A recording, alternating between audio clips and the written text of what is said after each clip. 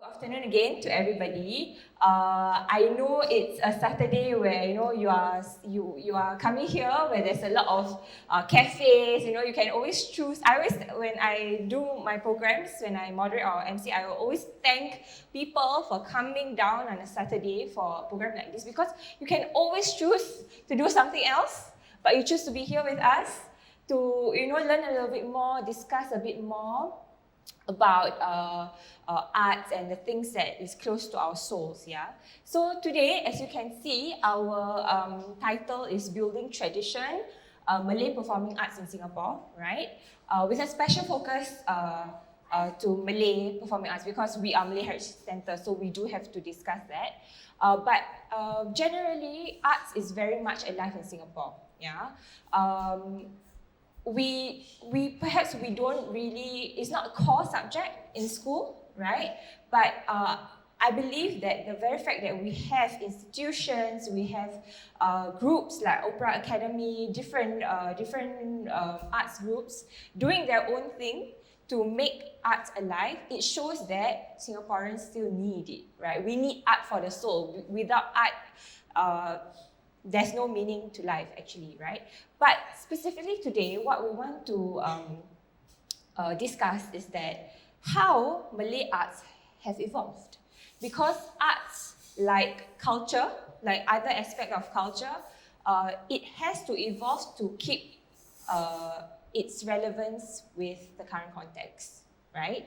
So maybe some of us here may not know, got evolved. No, I see Chinese opera same 10 years ago, same. Or you see Malay dance, kompang, same thing 10 years ago. No, right? Actually, no, it has changed. I'm pretty sure it has changed. But today we want to find out a little bit more how it has changed, why it has changed, and what is the future like for Malay performing arts in Singapore? Today we have our speakers. We have Nur Azhar. He's the CEO of Opera Academy.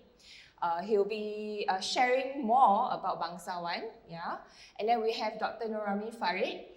He is our one and only Malay scholar in Malay dance. So a round of applause for Dr. Amin, because I have been a dancer myself, right? And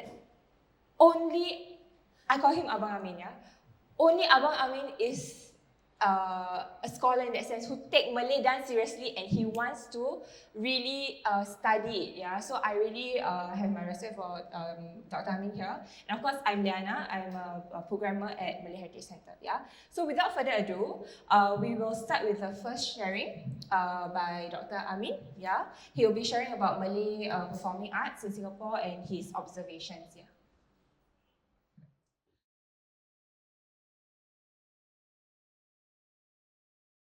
Hello everyone, a very good afternoon. I hope all of you are well. So I'm Dr. Noramin Farid.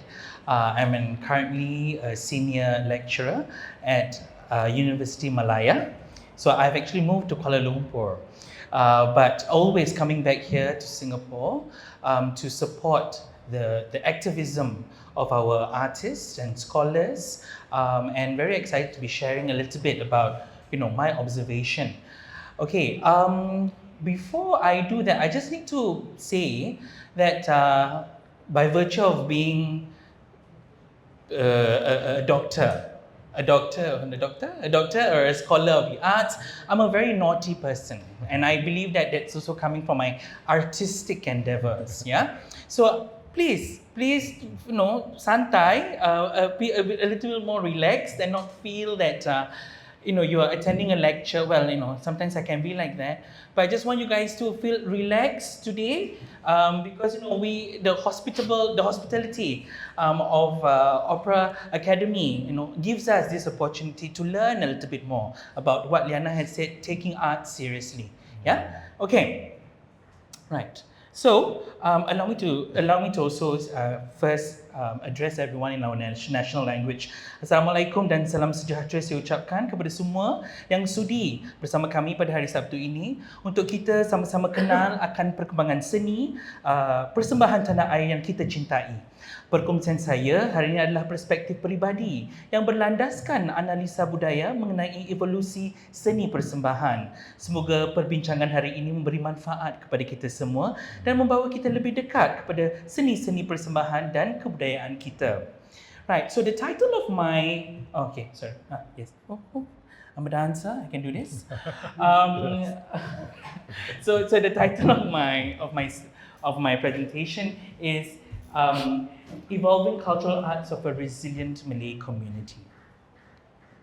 Okay, so just to give you an overview of what I'm going to share, nothing too serious. So this presentation provides my brief perspective regarding the process of evolution of the Malay performing cultural arts in Singapore, and I will elaborate on 3 topics. Number 1, intrinsic habitus, or what we can regard as budi. B, externalized intent, which we can regard as daya, and global sensitivities. Now, I demonstrate these points through examples drawn from different performing arts, namely Tarian Melayu, which is Malay dance, Dikir Barat, and music tradisional or traditional music. So, as what Liana said, I'm a scholar of Malay dance. But when we talk about Malay dance, we cannot also divorce from Malay music, right? And these genres or formats or disciplines, we can attribute it very much to colonialism and how we have separate these disciplines. But actually for the Malay performing arts, it's a holistic one that regards culture, place, right, and our sensibilities of the socio-cultural environment. So all of these are important in acknowledging the sort of arts that we partake in.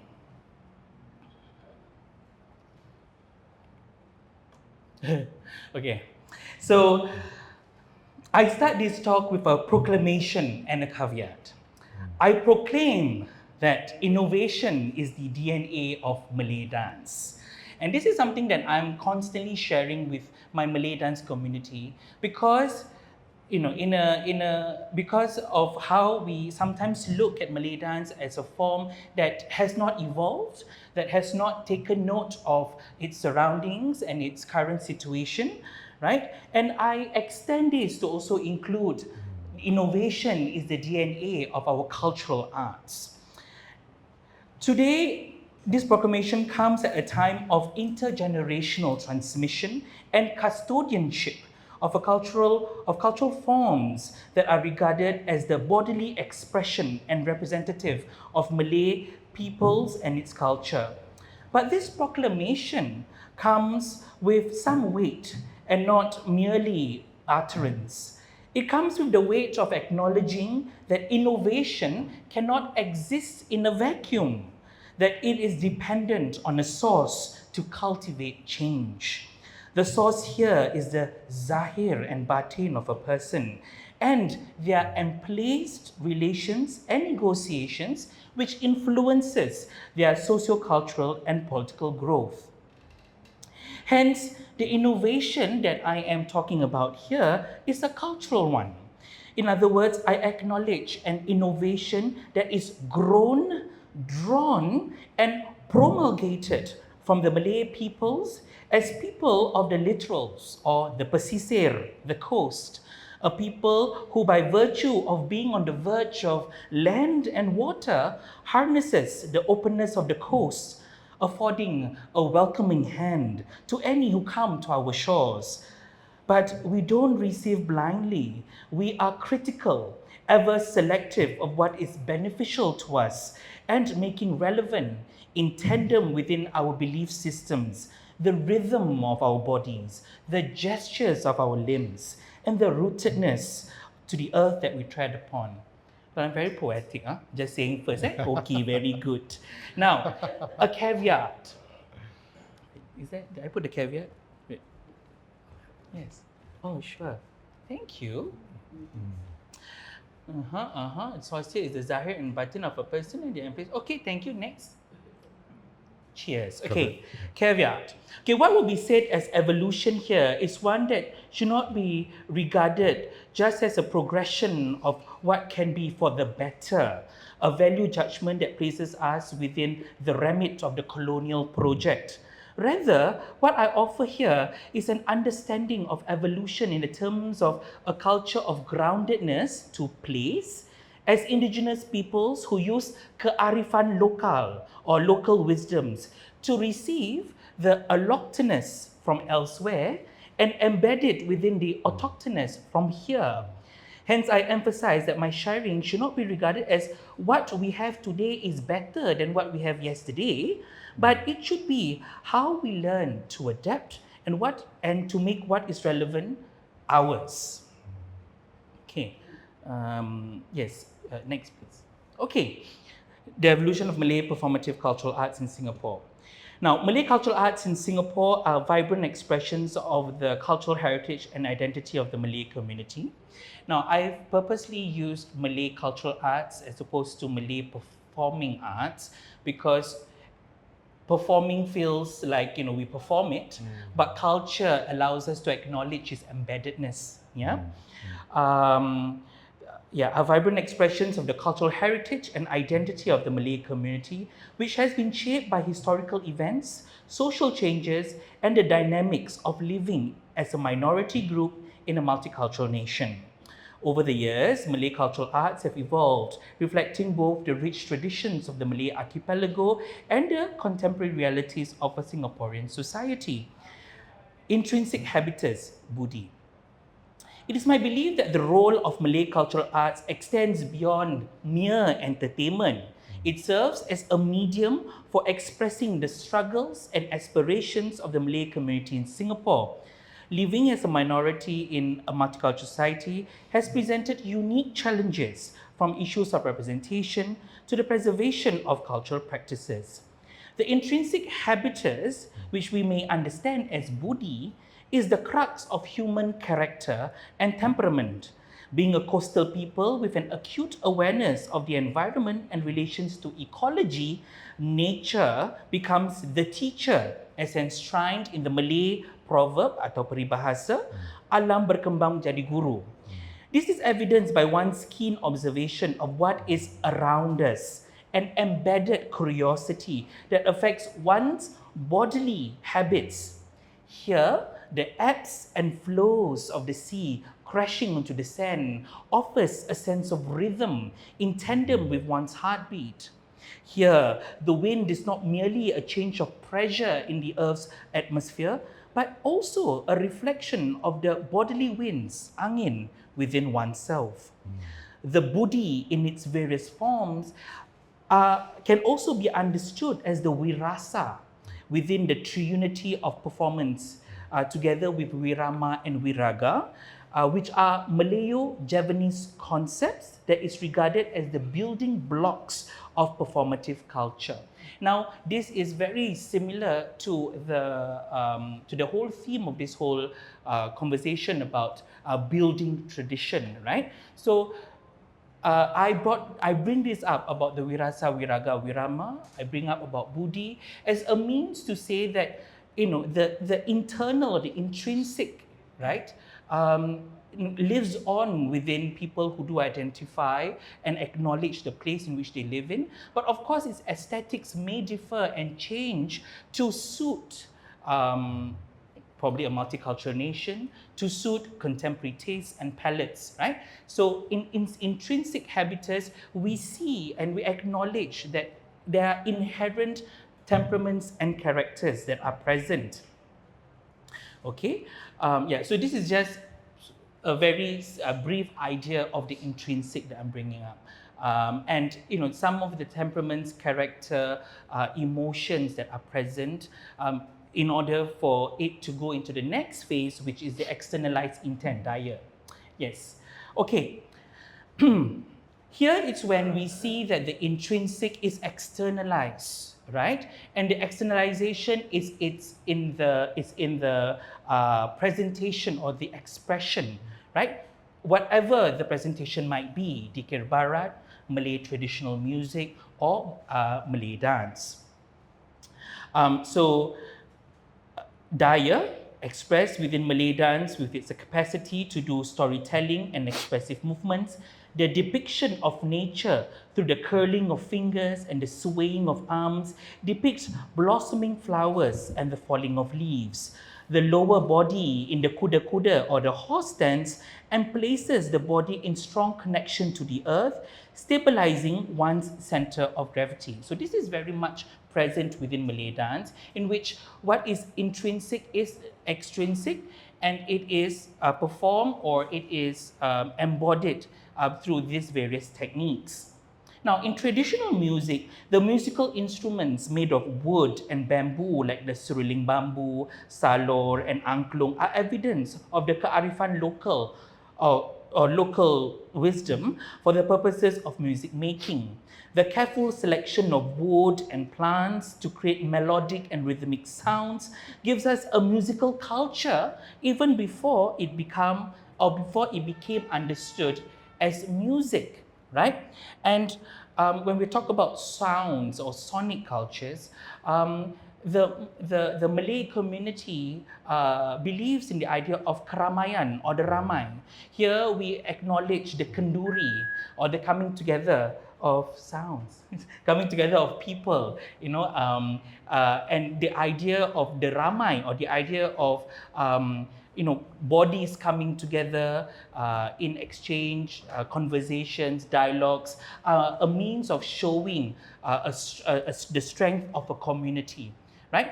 The robust music and sounds of the kompang, for example, for those who live in HDB blocks, today we know it's very unfortunate that we do not have a lot of Malay weddings under the void deck, but the experience of listening to the kompang is part and parcel of the ramai, the coming together of the groom over to the bride, the coming of families, coming of acknowledging the presence of what we call Raja Pemaisuri Sehari, like the king and queen for the day.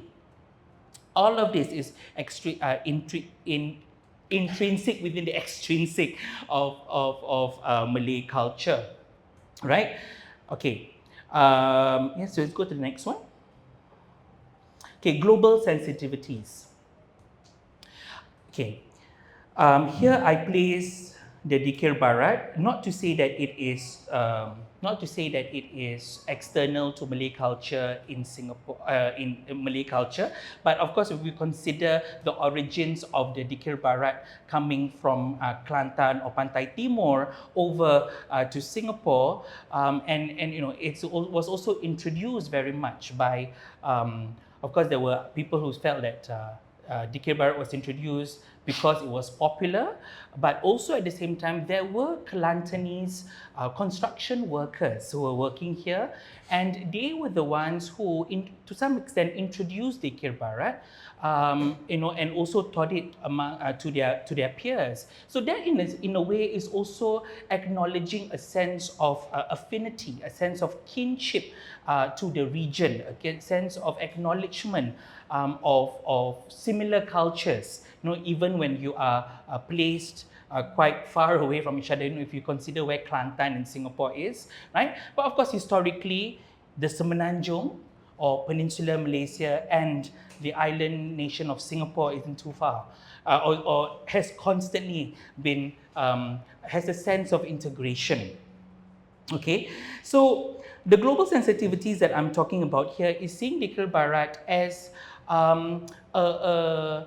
an art form that acknowledges the place in which it is being performed, right? Dikir Barat in Singapore, to Dikir Barat ala Singapura, differs contrastingly with Dikir Barat Kelantan because of the gestures that is being used, or the innovations with regards to the harmonizing of voices, because they have the awu-awu, or the chorus would have suara dua, suara satu, suara dua, or the varied harmonious or melodic singing, right? Also at the same time, we also see innovations in the sort of gestures that are being used. Like if you were to look at Dikir Barat Kelantan, well, today Dikir Barat Kelantan is very much influenced by Dikir Barat Singapore. Let's admit it. They should admit it. They are very inspired by the synchronization of Singapore Dikir Barat. Because if you were to look at how Dikir Barat was being practiced in Kelantan, it's very, I would say, impromptu, improvised. It's like who's doing what gesture, a very strong call and response, right? Because you have a tok karut or a jester, right? And you also have the tok juara, the person who offers who's singing the nasihat, right? All of this stems from a culture of acknowledging a collective voice. Like I say, ramai, right? When it comes to Singapore, of course, with our embodied pragmatism, being Singaporean, very much to do with living in a very strong multicultural country. All of this would have affected how Dikir Barat is being performed, and part of it has been and is translated into the synchronized movements as opposed to quite laissez-faire, I would say, improvised, impromptu way of doing, right? Because if you have experienced Dikir Barat, you would see that the chorus, right, would sometimes, if in Kelantan, they will be looking at each other. So what's the next movement, right? It's not choreographed, it's not rehearsed. But in Singapore, we rehearse and choreograph a lot, and we planned. And that's very much, to me personally, and I've yet to prove it, the pragmatism of what it means to be Singaporean and how we are in all fronts. Very, we are very proper and we plan.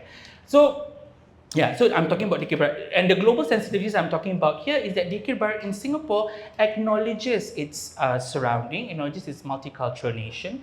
And, we have had examples of when the messages through Dikir Barat acknowledges how multicultural we are, acknowledge the circumstances of what it means to be Singaporean, about global awareness with regards to recent trends, right? So this is very evident in Dikir Barat. Very similar as well in traditional music, right? What is traditional music if we are going to acknowledge the hybridity of the many other ethnic music or cultural music that we have here?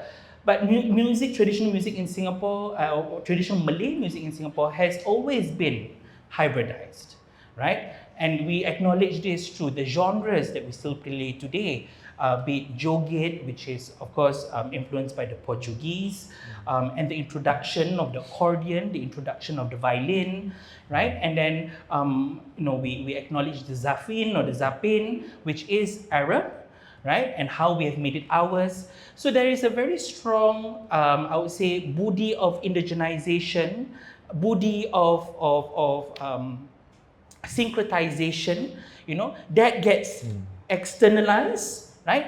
And with a very strong global awareness with regards to the themes, to the surroundings, to what is happening in the world, right? So I see that the evolution of Malay cultural arts to be one that will continue to evolve, right? When the building blocks that has been set by, I don't want to sound romanticized here, but by our forefathers or our ancestors has been very embedded within our bodies. I personally, as a Malay dancer and also a Malay dance choreographer, I cannot create work without acknowledging the socio-environment that I live in. Acknowledge the trends that I see, right? Within the scene itself, we still grapple with what it means to create contemporary, right? But we are contemporary subjects. We are contemporary today. And there are many things that my generation, what we go through, like we do not live in the kampongs, unfortunately. Now, I wish I did, but we don't. But how do we then find ways to externalize the beauty of communality, the beauty of acknowledging the community that we live in, the beauty of the winds or the angins, right? And this is also very much to acknowledge the local wisdoms that I've mentioned earlier of the things that are around us and how we can find relevance and translate it for today's generations and beyond. Are we talk for time? Okay, right. Ta-da! Now, conclusion. Okay, the evolution of the Malay cultural arts in Singapore is a testament to the resilience and adaptability of the Malay community. It embodies their rich heritage while also reflecting the dynamic nature of Singaporean society. As Singaporean Malays continue to navigate their identity within a multicultural landscape, Malay cultural arts remains a vital part of cultural expression, a bridge between the past and the present. The heart of Malay cultural arts beats with the stories of its people, stories of resilience, pride, and hope. It is a celebration of identity that transcends generations, fostering unity and understanding in a diverse nation. As we embrace these cultural art forms, we honor not only the past, but also the promise of a future where the richness of Malay culture continues to flourish alongside the ever-evolving tapestry of Singaporean society. Thank you, Dr. Amin, for that wonderful sharing. So not only he's a dancer and a choreographer, he's also a poet. Yeah. So when you were explaining about the wind, I was also swept by your very beautifully arranged words, but also, he was explaining, right, the philosophy of Malay arts and also how we have been practicing it, yeah. So you may have questions, but keep it for a while. We will go to our Q&A session after this. But now, let's hear from Nur Azhar. Yeah, he's the CEO of Opera Academy, and he will be sharing, I believe, on Bangsawan. Yeah, so go ahead, Azhar. Use this microphone. Okay. Yeah. Okay. Hopefully it's okay. Yes. Oh, yes. Okay, while my colleague helped me with the transfer of laptop, I would like to once again welcome all of you to the space of the Opera Academy. We've just been here for about 4 months. Prior to this, me and my partners, I'm sorry.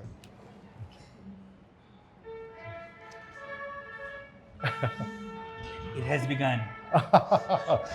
It's like a, what do you call it? The opening fanfare. Opening fanfare. Hang on. Ta-da!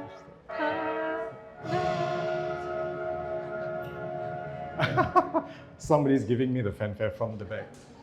It's a sign. It's a sign to start. Oh, is that? Yeah? No problem, thank you. Because we're all connected, technology connects all of us here in this space. No, but it's a good start to Bangsawan Singapura. In fact, if you've not heard of that signature, that is a signature tune from the Lights Calvary, which has been the signature of Bangsawan since the 1980s. I'll get back to that, okay? Not on purpose, but it's a good introduction nonetheless. You'll hear it once again in a short while. So, welcome again to Opera Academy, and my name is Azhar, and I would like to speak to you about Bangsawan, but in the context of Bangsawan Singapura. And what do we mean by Bangsawan Singapura? It's because Bangsawan, as we know, is practiced in the different regions, different countries in this region. Yeah, but of course in Singapore we have what we call Bangsawan Singapura, one that we practice within this nation island itself. And it is quite different, okay, from the different Bangsawans from the different parts of the Malay archipelago. Hafiz, so sorry. I think you've got to connect this to, yeah, because of this. Yeah. One moment. Yeah, okay. Thank you. Okay, just a short introduction of myself. Yes, I've been introduced to bangsawan in the year 2004, so it has been about 20 years that I've been practicing bangsawan. But of course, it is not something that I entered, what do you call it, incident with all intention to learn bangsawan. It is really by chance when I was one day doing radio drama, and then I was invited to do bangsawan by one of the actors. And from 2004 onwards, me and a couple of friends, we have set up Anggrek Temasek Bangsawan, which is one of the leading bangsawan teams left in Singapore. And of course, from there, we identified the need to regenerate this art form, and therefore, we set up the Opera Academy. Next, please. Thank you. Okay, so this would be the list of things that I would like to speak about today. The agenda, my apologies. Okay, all right, of which I will be toggling in between the first and the seventh items on my agenda. We'll talk a little bit about Bangsawan Singapura, the timeline, the elements of it, the stories behind Bangsawan, modern Bangsawan evolution, which is why we're here for today, beyond performances, what is in for Bangsawan, and of course, our conclusion. Okay, so with Bangsawan Singapura, of course, I am quite sure that Bangsawan or Malay opera is something quite new to every one of us here. The clicker doesn't seem to like us. Thanks, office. Just is that. Okay, so next slide, please. Okay, so Bangsawan comes from two words. Okay, Bangsa, which means a group of people, and Wan, which means nobles. So when we say Bangsawan, we literally mean the noble people. So when we say theatre Bangsawan or the Bangsawan theatre, we mean stories involving the nobles. And of course, it only means that the stories in Bangsawan would have to be relatable or with regards to or in regards to the nobles. For example, allow me to illustrate them in pictures. Next slide. Okay, so this is how Bangsawan looks like generally in and around the Malay archipelago. Okay, Bangsawan is a traditional Malay theatrical performance where we blend music, dance, drama, and martial arts. And turning Bangsawan into a business, into Opera Academy, that's literally because we see an opportunity for Bangsawan to do something that is largely an intrinsic need by the nation. And that's because we are seeing, of course, a decline in the use of the Malay language at home and things like that. We all know that that's a national problem. So with Bangsawan, it becomes a holistic approach where music, dance, Malay literature, acting, and things like that, it all becomes one. Next stage, please. So, and Bangsawan stories normally showcase nobles and royalties, as you can see, shown in the setup, in the costumery, in the storyline, and of course, in some of the characters involved in the Bangsawan. It involves many kinds of characters, heroes, heroines, and of course, you have got, sometimes you've got fictitious talents or characters like fairies and what do you call it, monsters and things like that, giants. But of course, since back then, since the 1870s when Bangsawan was brought over to this part of the Malay archipelago, people look forward to this one lady who emblazoned the stages of the Bangsawan production, and she's called the Seri Panggung. Yeah, she could be the heroine, or she could be the singer that's invited to grace the Bangsawan performance, and she is the Sri Panggung. So all these characters involved in Bangsawan, I think it is necessary for us to understand the context of what is Bangsawan performance.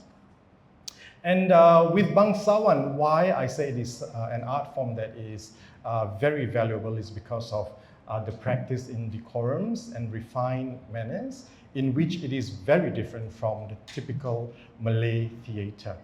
Yeah, we talk about respect, we talk about mannerisms, we talk about articulations and gestures and movements that are so refined that can only be found in a Bangsawan production. And typically, what makes the whole production interesting would be the song and dance item. And of course, this cannot be left. In the next slide would be the poetic languages that is crafted into every line that is written in the script of the Bangsawan. Okay, and one thing that makes it a signature delivery would be what we call the rhythmic sway, or in Malay we call the lingo. All right. Not only in dance do we see lingo, we also see lingo in the way we articulate and verbalize our speeches, our dialogues.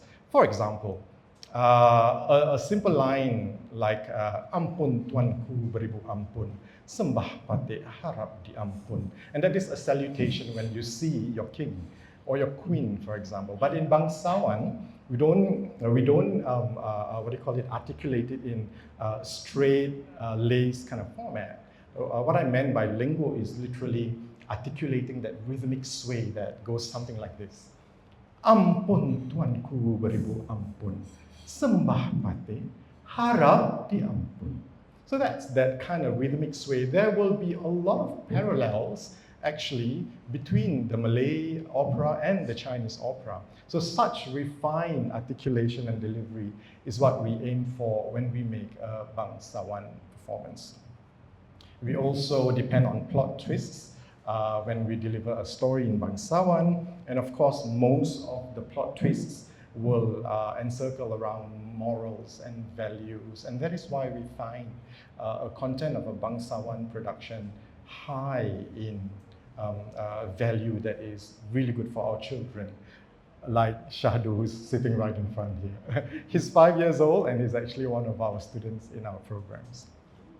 And of course, last but not least, dramatic scenes. It is not Bangsawan, it is not dramatic, right? As with many of the Shakespearean equals or the Chinese opera equals, it's like that. Okay, the pictures that you have seen that I've laced my PowerPoint all come from this production called Dang Anum, which we had the honor to present at the Malay Heritage Center in 2022, in January 2022, amidst the after period of COVID. And of course, the director is sitting right in front here, Mr. Nadi Putra. Can you please give him a round of applause? He actually took the challenge of directing Dang Anum amidst the COVID period. Okay, very quickly, I would like to share with you the Bangsawan timeline. And Bangsawan, as we all know, has got its history from Bombay, India in the 1870s, and then it came into the Malay archipelago around that time. And then from Penang, it went down to Singapore. And then in the 1930s, that's when we see Singapore's Bangsawan, the world of Bangsawan theatre flourished exponentially right until World War II. Now we are actually in a very historical space here. If you would have done some research, the North Bridge Road was where a lot of the Bangsawan theatre, like Union Star Opera Theatre, actually had their theatres, which had audiences from the Malaysian royalties as far as Pahang, Terengganu, driving down to Singapore in that period in the 1930s. Okay, and this was how Bangsawan looked like. And of course, we try to keep to the traditions of what is necessary in a typical Bangsawan production with costumes, props, and things like that. And I think now I've taken about the last 10 minutes to give you a brief introduction of Bangsawan, how it looks like, how it sounds like, but maybe I'll call upon some of my colleagues later on to give you a first-hand experience of what Bangsawan is. But my main purpose here is to share with the people here in this room that Bangsawan, not until 10 years ago or 2016, when Mr. Nadi Putra himself directed Radin Mas in the Esplanade. And that was the first time Malay Bangsawan actually got to be performed at an international venue like Esplanade. There were a lot of unsurmountable challenges, but the grit was to really push forward to have a Malay opera on an international stage. From then onwards, I have been practicing Bangsawan since 2004. But of course, after taking a short hiatus, I think whatever that has been done by Mr. Nadi Putra has got to be continued in a more active manner. So here, as I sat down to think about what would I be talking about today, I thought about the 3 R's of how Bangsawan it is right now. It is returned, it is regenerated, and what I like to say in the words of some of our trainees, we are rocking in it. Okay, we are rocking Bangsawan right now because we are making a comeback. We're making it relevant to different segments, to the different age groups, and the different peoples who are involved in bringing henceforth and bringing forward the Malay culture, particularly Malay performing arts. Okay, now a case that I would like to show is Bangsawan Burung Bulbul. Now, we put together a Bangsawan Burung Bulbul performance that was brought to South Korea and also Cebu in the Philippines because our counterparts in these countries, they were quite surprised to see, hey, there is such a thing as Malay opera and there's such a thing as a regeneration of this art form, right? Now, we were really proud that we have been able to engage in the young these days to practice Bangsawan, to reintroduce Bangsawan to them. And today, we have 2 of our cast members from Bangsawan Burung Bulbul to just share with you their joy in delivering Bangsawan. Can you please put your hands together, Zikri and Camelia?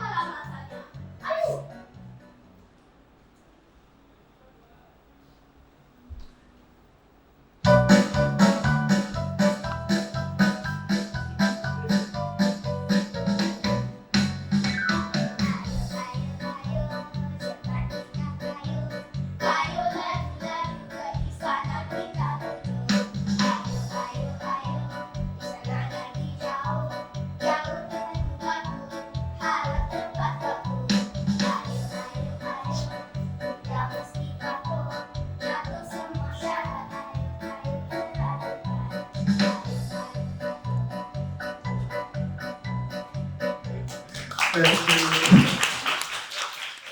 Thank you, Zikri and Camellia. So Zikri and Camellia has just demonstrated to us some of the elements of Bangsawan that we have me and my team, together with Mr. Nadi Putra, we have tried to define what are the elements of Bangsawan. But of course, the first that we have thought of, and of course, that would be very important, would be Bahasa. All right, Bahasa is in the language that is written in the dialogues of that Bangsawan script. We have 5 others. It means Bahasa is language, by the way. We have Adab, which is mannerisms. We have the Nada, which is the tone. We have Linggu, the rhythmic sway. You'll notice just now that Zikri and Camellia, articulated in a sing-song manner. Then they have got their gerak, their movements, even when they want to point somewhere, hand movements and gestures. And of course, the deriya means senses. So these 6 elements of Bangsawan acting have not been documented anywhere.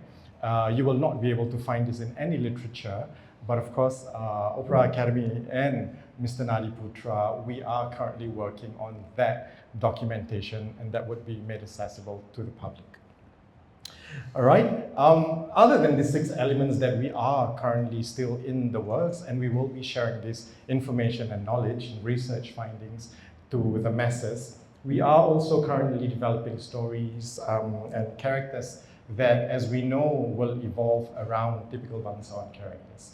Okay, now in a typical Bangsawan story, the common themes would literally be around mythology, historical narratives, and of course, social commentaries. There are many facets of Bangsawan content that can be explored in the themes. And of course, like I mentioned just now, some form of characters that you can find in Bangsawan is atypical and quite different from the Malay theatre that you can see right now. And it is not easy to be performing Bangsawan because of the elements that we thought, based on historical practices and based on what has been done and performed by our veterans and the actors long gone. These were the 6 elements that still needs to be incorporated in a Bangsawan performance right now. And that was a junior presentation of what Bangsawan feels like being regenerated. They are not perfect, but they are on the way to become the experts of Bangsawan Singapura, a heritage art form that has been recognized by the government. And one of the initiatives that we are working on right now is, again, to have different groups of Bangsawan practicing the elements of the Bangsawan performance. Okay, how does a real Bangsawan feel like then? Can you please put your hands together and welcome Danish and Wida.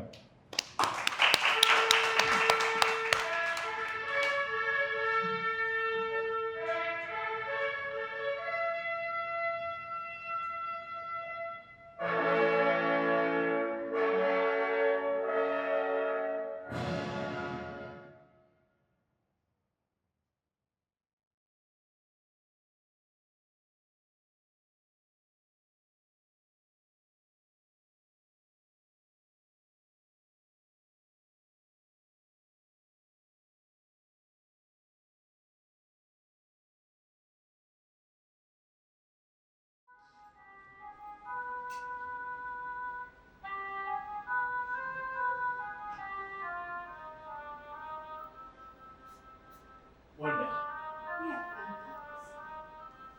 kerajaan Bintan ini berpuluh-puluh pulau, berpuluh-puluh daerah.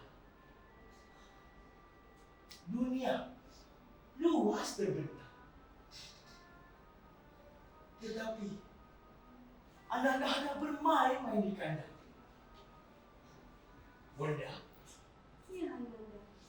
izinkanlah Nanda mengembara, mencari rumah, mencari angin, mencari tanah yang boleh dipijak, yang akan Nanda injak, meninggalkan tapak. Tiba masanya singgah sana bunda. akan diturunkan kepada Ananda. Ananda akan menjadi raja segenap bintang. Mahkota mana yang akan Ananda junjung? Yang dipakai Bunda? Atau yang diwarisi ayahanda Ananda? Bunda sangat mengerti kemauan Ananda itu. Masakan Raja Tiga Dunia hanya duduk sahaja? Sri Tribuana harus melihat tanah, laut, angin yang diwarisnya. Kemana anakku hendak pergi?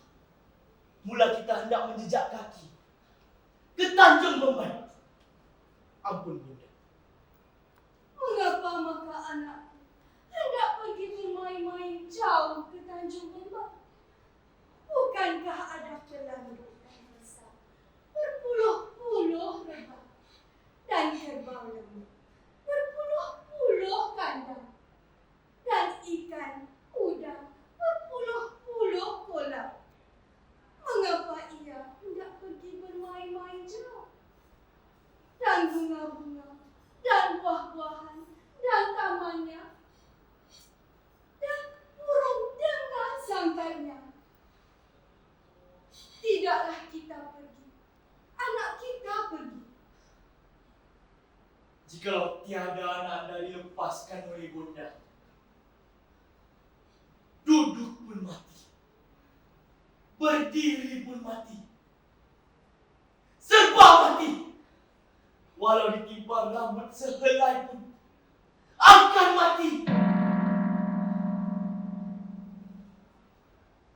Daripada anak kita mati, biarlah dia pergi.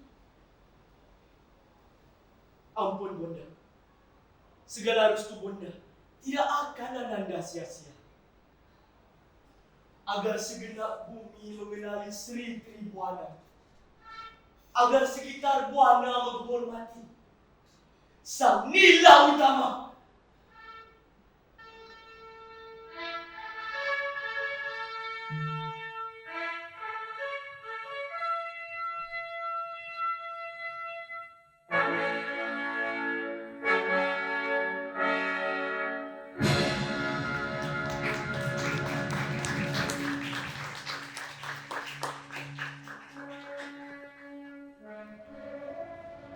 Thank you, Vida and Danish. So this was an excerpt from Sang Nila Utama, post-modern Bangsawan that we have incorporated in our last festival at Malay Heritage Center. So yes, the modern evolution that we are embracing right now is really to revive the efforts of practicing Bangsawan into the 21st century. We wanted to be creating community of performances and of course in putting together a festival. So what started it all was in 2019 when I was invited into a forum at Taman Warisan itself where we discussed about the regeneration and the re-emergence of Bangsawan. And thereafter we have been encouraged, next slide, to produce community Bangsawan to make it accessible. Because prior to this, again, Bangsawan has been seen as something quite elite, something quite inaccessible for some communities, and therefore we propagate the idea of performing Bangsawan into the communities through partnerships with community centers. And we also have been working with other Malay grassroots organizations like Wisma Gelang Serai to be conducting workshops, and having been very successful in these workshops, you can see by the numbers. We may be surprised that, hey, some people are saying, hey, Bangsawan is not relevant, Bangsawan is not known right now. But if the parents like you and I and the new generation is being engaged in the right manner, I think the demand will be there, the longevity will be there. And we were very surprised that when we collaborated with Malay Heritage Center to put Dang Anom online, it garnered 54,000 views online. And the numbers are still growing. I'm not so sure what the number is right now. On the night of the show, it was 45,000 viewerships.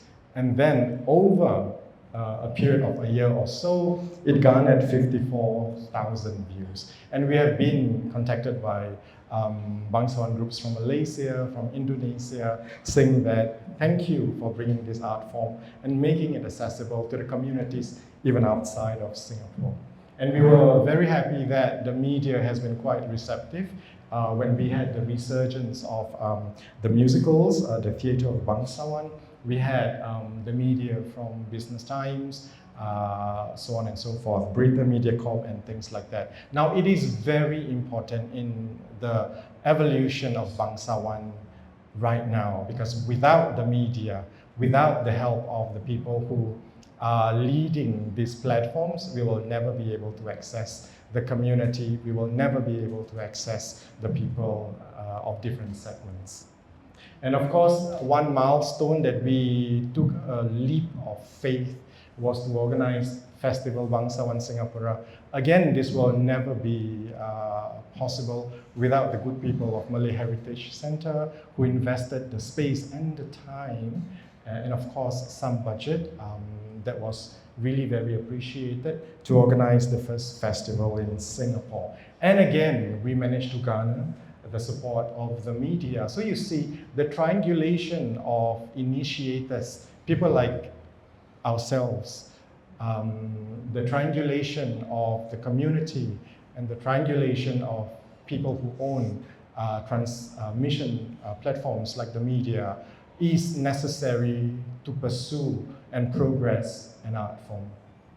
And we hope that this will continue. Yeah. So moving forward, we have also embarked on an initiative to reach out to schools via an offering of a Bangsawan competition. Our strategy is really to penetrate into the different segments, and this time around, using the strategy of a competition, we organize Piala Bangsawan. This is really to go for the numbers. And 2 years in a row, we've organized Piala Bangsawan, and we've got preschools, primary schools, secondary schools, and the community at large taking part in this Piala Bangsawan. All right, and we've not forgotten to integrate the modern media. Now, of course, we all know that Bangsawan has been termed as something that is backward, old-fashioned, and irrelevant.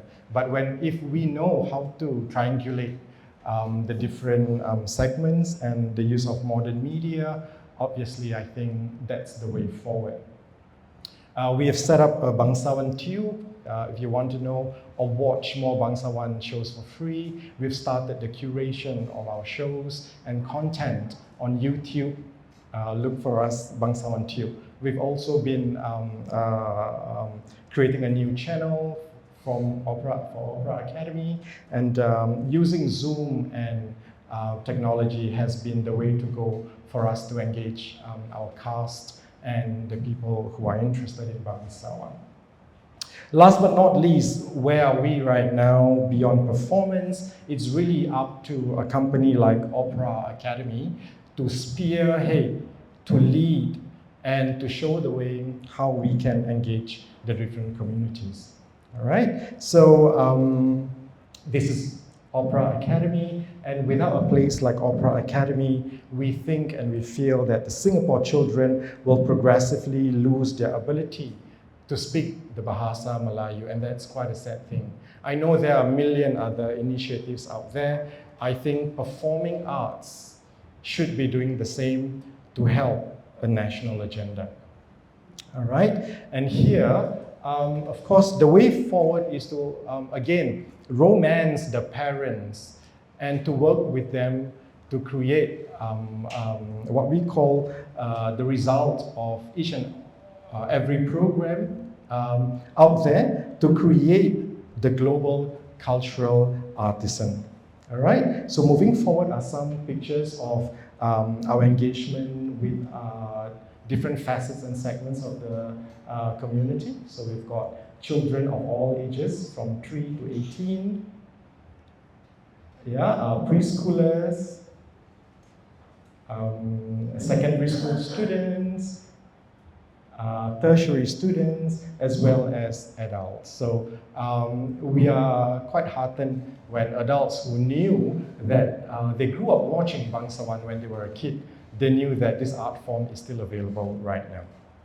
Okay, so in conclusion, two things that we have done here is creating an environment that we call hyper Bangsawan. And what is hyper Bangsawan? One, it's about the preservation of the art form, and number two, offering Bangsawan for all to experience. Next slide, please. What we mean by hyper Bangsawan in the Preservation Plus initiative, it means practicing Bangsawan beyond the art form. We have started collaborating with Chinese opera.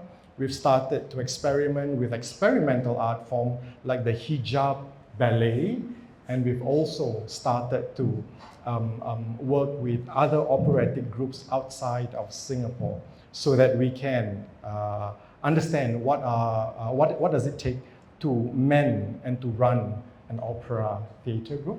And last but not least, Generation Plus, it means engaging practitioners and audiences of all ages, from someone as young as Shahdu, who's 5 years old, and as old as my granduncle, who's 75 years old.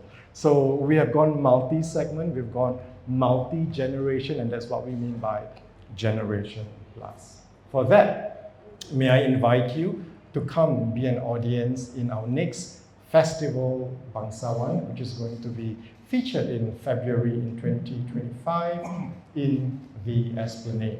So watch out for more information coming up. And for that, I want to thank you for being with us in our Busra campus. It is a small space, but it is a space that is built with a lot of passion, a lot of love, and we want to work with each and every one of the people in the community. For that, thank you so much. Thank you, Azhar. Okay, while I switch the computer. Thank you.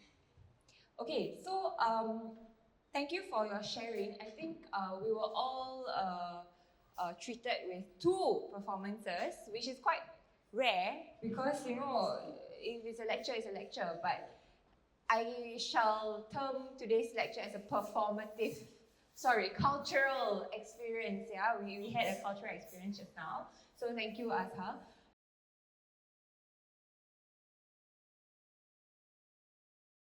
So now we have our Q&A session. Yeah. Please feel free. I have my colleague Ardini who will be passing the mic around. If you have questions, just raise your hands and we will pass the mic to you. But because of moderator's privilege, I'll ask first. Maybe it can also open up some ideas if you have questions. Yeah. So maybe my first question is to Dr. Amin.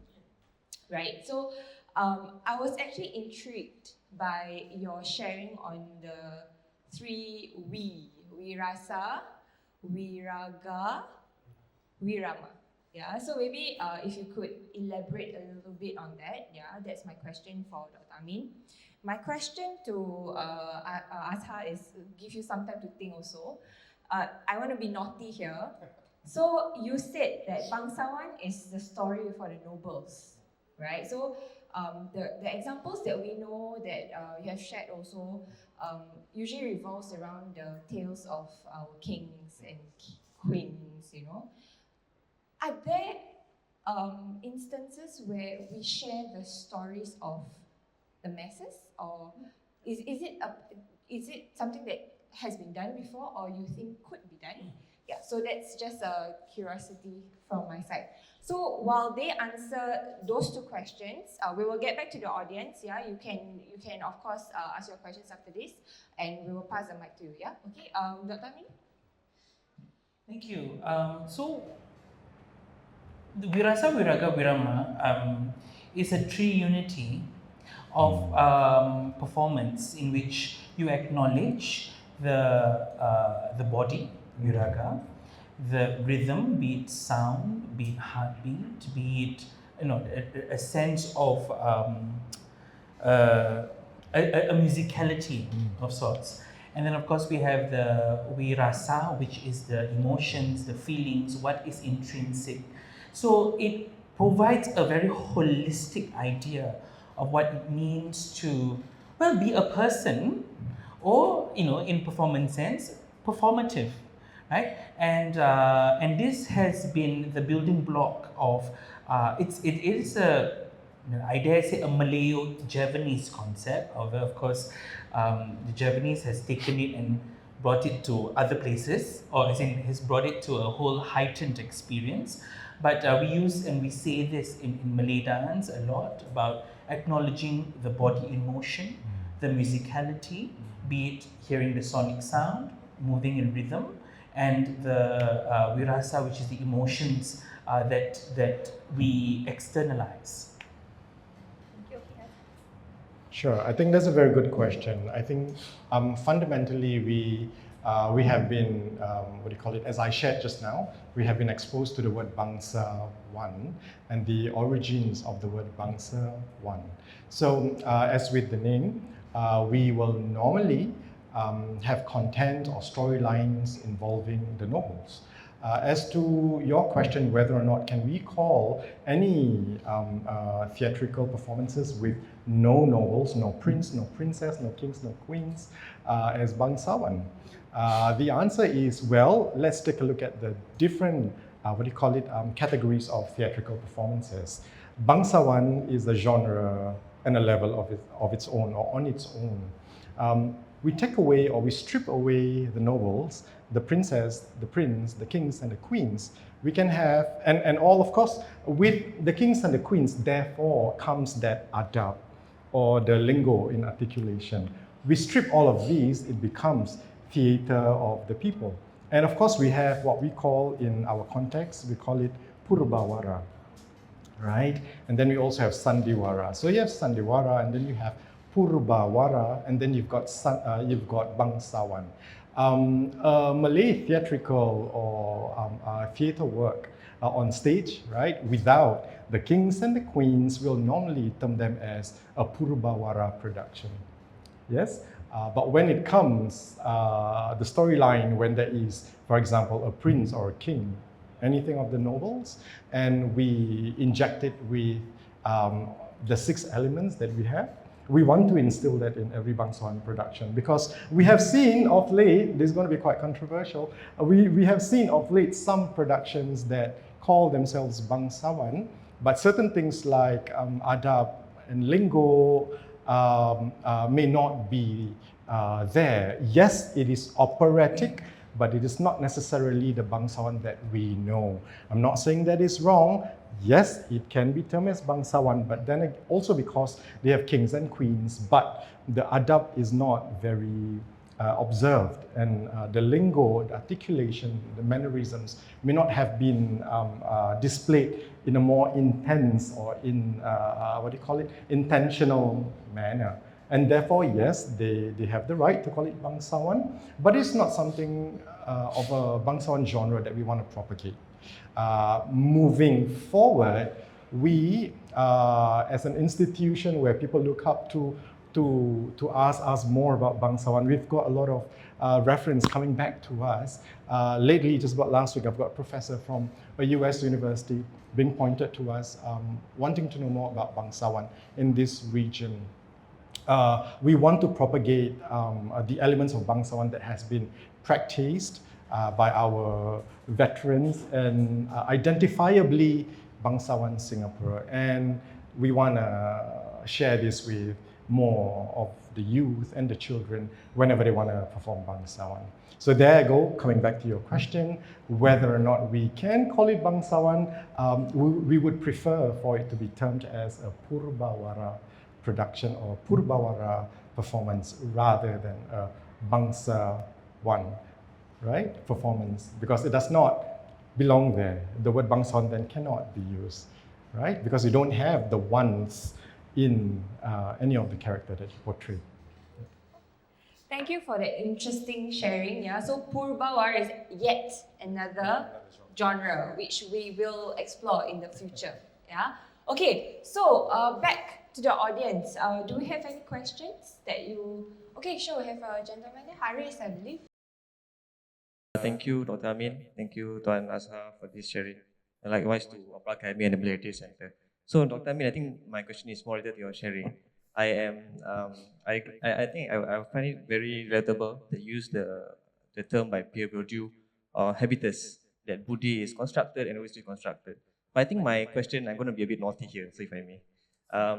Related to the realpolitik of the Malay community as a minority in Singapore. I think some might argue that us, the community, as well as our cultural arts, as a cultural product and artifact, can be a double-edged sword. In that one, yes, it plays into the diversity of the dominant state-sponsored multicultural narrative, but at the same time, it also has the risk of posing us, the community, as the other. So I think you mentioned the example of Kumpang, right? Keramaian, collective celebration, but at the same time, there are also amongst us who see it as a disruption, something that is, non-beneficial. And of course, it's an extension of the colonial imagination of Malay cultural arts. So how would you say, maybe Dr. Amin and also Tuan Asa, maybe you can answer this, how would you say we guard this side of the sword, or maybe we make it less sharp? Yeah, thank you. Thank you. Spoken like a true scholar. Thank you, Haris. Thank you. I think part and parcel of what I do as an activist is to acknowledge the socio-political circumstances that we, orang Melayu, live as minority, yet also indigenous in this island nation that we call Singapore. I think we must acknowledge that we live on an island. I think the hyper modernity of what it means to be Singaporean has allowed us to forget what it means to be an islander. And my poetic offering was also an acknowledgement of who we are as island peoples. I agree that being Malay and performing Malay cultural arts can be seen as a double-edged sword, because though we are minority, we are a majority within a region. That we acknowledge the kinship of what it means to be part of the Malay world. And I find comfort in knowing that despite being a minority person, I see the Nusantara, the Malay archipelago, as a means to acknowledge lived experience which we may have forgotten due to the circumstances that we live in. So I always believe that the minoritized position is not a subaltern one, or it's not a position that has no agency. That there is creativity in our livelihood. There's creativity in how we work within, amongst structures that have impinged us. And also at the same time, that said, we are constantly finding ways in which we educate and re-educate the majority populace of our forms, our identity, and our indigeneity. I think we all live in a world of many constructs, right? It is whether or not we want to live with that construct or we want to deconstruct those things. And what we have done with Opera Academy is to play a game where we feel that there will be a future for our culture, there will be a future for our people, and there will be a future for our values, and that's the utmost importance. We are here to deconstruct and play a new game. Okay, thank you for answering the question. Any other question from? Okay, we have one more. Thank you, Dr. Amin and Tuan Norasa, for the presentation. I have a question for Dr. Amin. For the Malay dance art, I believe that SYF is the main platform for evolution of the art. Just like how Bangsawan taps on the youth through workshops and competition, SYF is the main platform for Malay dance scene to attract new talents. I believe that SYF not only serves as a platform to introduce Malay dance to the younger generation, but also is a stage for choreographers to experiment and create unique and beautiful dances. Unfortunately, we often hear about how these new ideas are frequently criticized by choreographers and judges alike, which is contrary to the idea of open-mindedness and adaptability that Dr. Ramin mentioned just now. As a result, choreographers often become less bold in creating new ideas. My question are, to what extent does SYF play a role as a platform in developing Malay dance, and what can we do to foster greater open-mindedness in our community? Thank you. Thank you. Spoken like another scholar. That's a very good question. That's a good question. I am placed in a position where I am also the judge in Singapore Youth Festival. Okay. It's true. Indeed, the SYF provides a platform in which creativity can be fostered, but also at the same time, it is also a place where you get critiqued if you were to be a little too bold, right? Now, I will take on a stance where I acknowledge that the SYF is a student-focused, student-centric competition in which we place the students' well-being and development first, right? And in doing so, choreographers must be able to look at the capacity and the capability of their students. Hence, sometimes bold ideas might not sit well within the bodies of people who are just about to learn Malay dance, right? So these are things which needs to be considered before any bold ideas or new movement vocabulary can be introduced. Okay? Take on a very PC position. Now, at the same time, I also do feel that growing up as a Malay dancer within the scene, the Singapore Youth Festival is a rites of passage where we, as young choreographers, experiment and also see how we can best create new ideas. But now, being someone who is, being just about to turn 40 and also being a cultural leader, I feel that there needs to be a balance between hyper creativity and a creativity that also acknowledge a creativity that also acknowledge both tradition and modernity. I think that balance needs to be present because we can treat any new work as something new, right? But again, I say innovation cannot come from a vacuum. It has to have a source. And if we want to create new things, we need to acknowledge the source, the rootedness of what the source is first, before we move forward ahead to something else altogether. Thank you. Okay, thank you, Dr. Ami, for your answer. Any last burning question? Yes, ma'am. Thank you for doing this. I'm really happy to be here to see Dr. Amin again. He should always be dancing. We never get enough of your dancing or your dance. So this is entirely new to me, Bangsawan. So now I know and a bit, and I'm very happy to know about it and then to look for your events. I wanted to ask about what you're doing with the Chinese opera companies. Okay, so I know sort of that the Chinese opera companies are very serious companies about performing, and it's very adult oriented. I don't see them training children. And there's no such thing as anybody saying that, oh, we really need to revive Cantonese in our homes and Teochew in our homes, so we're going to do this. So the way you've approached it, keeping Malay language up front, that's a very different strategy. And I can see from that how you go into, engaging children and having a school outreach, right?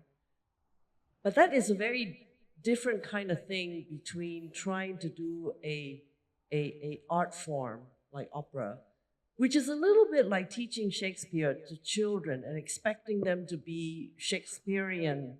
You know, it's two different things.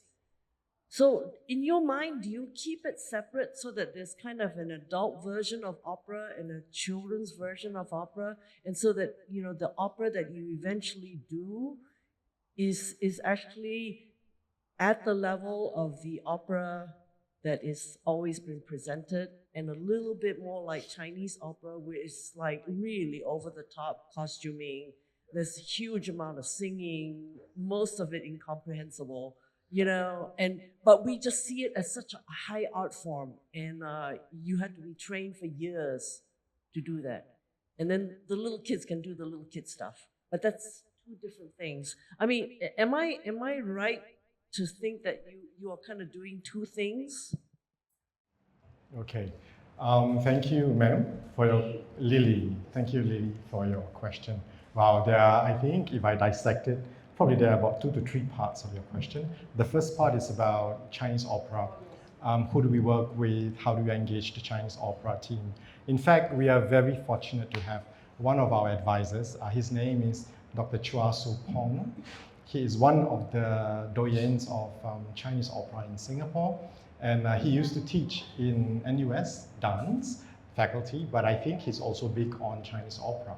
And he's also sitting in the board in the Nam Hua Chinese opera troupe. It's a Teochew opera group, in which over the last 1 year, me and my team, we've been so immersed into the practice of Teochew opera, and we actually visit the Singapore Chinese Cultural Center quite often. Sometimes we bring Mr. Nadi Putra along to watch their performances, to learn and look at the intricacies of the Chinese opera and how similar or how different it is from Malay opera, and how can we achieve such a standard that is always presented in Chinese opera. It's being professionalized right now. And we also got to know that they have also been regenerating the youth or the children in Chinese opera. And we have maybe about 6 months ago, we were at the cultural center to witness how wushu and the different art forms, singing, have been embedded into the practice of Chinese opera in the children who are being put through, I believe, a very rigorous training program. So that's question number 1. And we are currently working very closely with them. And in fact, some of our children have been immersed into Chinese opera and actually performing Chinese opera in Mandarin. It was in Mandarin. And we were brought to Hanoi in Vietnam to perform Chinese opera with a Chinese opera troupe. So we are very honored to be doing that. To us, one way of our children to understand the significance of Malay opera is to learn how the other cultures are doing it and how serious they are in preserving that art form. So it's a parallel to us. So that's one. Number 2, why are we, or how are we looking at regenerating this art form? And we have identified that it is running alongside the importance of the national problem that we have right now in the declining rate of, alarming declining rate of our own Malay families in using Bahasa at home. So we were very lucky that we don't have dialects in in Bangsawan. We don't perform in Javanese, Bugis or Boyanese. We perform in Malay. And the writing of the dialogues and the scripts in a typical Bangsawan piece is actually in the highest standard of Malay possible, with the poetic language, with the gurindams, with the pantuns and the syairs, are all beautifully written, and these are what actually can be found in the syllabus of our children in school. They learn how to do syair in school, but without a lot of interest in it. But when they are taught in a different way, where they are given that resolute, confidence to perform Syair in front of people, they will remember, oh yeah, my teacher used to teach me Syair in class, and this is what it's for. And this is why I want to be so interested in learning such things that I learned in school. I didn't have any interest in it. And why we are doing that is because why we are playing up on the strategy of learning Bahasa in Bangsawan is because, again, we have identified that is our opening into the masses. And the masses are the schools. And when we want to regenerate, we need to tap on that segment. How can we reach out to the 130 primary schools and 140 secondary schools? Pardon my numericals, but it's in that amount. How can we get the volume to penetrate into such segments, making the art form relevant? And again, we are lucky that Bangsawan uses the highest standard of Malay and not any of the dialects. And it is a natural flow into the curriculum of the schools. Plus the fact that parents currently are becoming very concerned about how their kids are doing in school, particularly the mother tongues. It's also about face value. We call ourselves Malay, but our Malay is not so good, right? So we understood the parents' concerns, and then we see the benefits of Bangsawan. So merely it's not just a performing, art form. It's not just an art form. It is something that can be used in schools. It can be used in the curriculums to help our Malay teachers. In fact, the workshops that we have organized of late the last 2 months involved teachers and grassroots leaders who wanted to know a little bit more about how do you make your lessons interesting, through Bangsawan, through our dialogues, our engagement activities in Bangsawan. So again, to answer your second part of the question, it is a natural progression for us, where we see that our initiatives in upscaling our operations, in dishing out performances in Bangsawan, can also be used as a platform of learning for our students in school. Thank you, Azhar, for your comprehensive answers. Yeah. Unfortunately, I think we don't have time to continue your questions. But maybe as a wrap up, I think Haris gave us a good question about how do we balance, in a multicultural society like Singapore, how do we balance what is intrinsic in our culture, in our budi, right, versus a larger context. But I also would like to link to how, actually, if you look at it, we are very blessed, right? Even if we are minorities, I think we are very blessed because our youths are very, very active in the arts, right? I feel like if you are not a dancer, you will be involved in Dikir Barat. If you are not involved in Dikir Barat, you will be involved in Silat. If you are not in Silat, you will be involved in something lah, right? Basically, and our youths are very, very talented, right? They can do sports, they can also do arts. And I think it's something that we should celebrate, right? But again, it brings us to the point where it's not just about the practice. Our youths must know what they are practicing and the philosophy, the budi, the things that Dr. Amin was talking about, right? To make it more, to make us more different from other counterparts, yeah? So again, we link to how arts is good for the soul. It's actually the soul, yeah? And if we continue that, if our youths are continuously good at active in the arts, I think we continue to be the soul of Singapore, right? And I think it doesn't matter whether we are minority, we are majority. I think arts is important and we should continue celebrating and understanding our art form. And that's why we continue to have a program like this, yeah? And also about going back to that question, how do we balance? That's why we have cultural leaders cultural experts, choreographers, art makers to continue thinking critically in how they present their art form to make sure that we balance our culture, but at the same time we move on with whatever that's around us. Yeah, and that is not easy. Obviously, me and you, we can't do it. We are not cultural leaders, but we leave it to our experts, our practitioners to continue critically thinking about these things. Yeah.